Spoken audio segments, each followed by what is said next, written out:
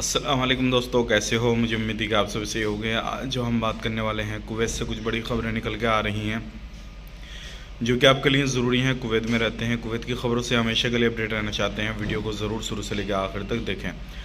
सबसे पहली खबर की तरफ बढ़ते हैं। कुवैत के अंदर काफ़ी ज़्यादा गुंडागर्दी चल रही है और इस टाइम पे कुछ बच्चे ऐसे हैं जो क्या कारोबारी जो लोग हैं जो दुकान वगैरह चलाते हैं, तो उनकी दुकानों पे जाकर तोड़ा फोड़ी कर रहे हैं। अगर आप लोग कुवैत के अंदर रहते हैं तो ये चीज़ आपने भी देखी होगी, नोटिस की होगी।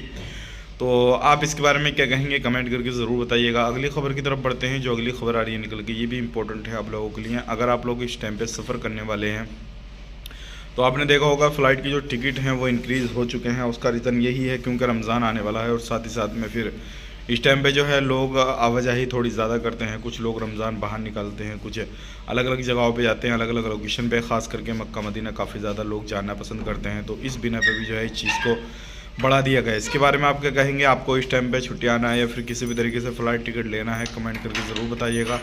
और आपको कितने का पड़ रहा है वो भी कमेंट करके ज़रूर बताएं ताकि हमें मालूम पड़े और हम बता सकें। क्योंकि अभी अगर चेक कर रहे हैं तो तकरीबन आपका 20 से 25 हज़ार रुपये के बीच में फ़्लाइट टिकट पड़ रहा है। बात कर लेते हैं यहाँ पे इलीगल लोगों के हवाले से। जो इलीगल लोग हैं वो गिरफ़्तार किए गए हैं।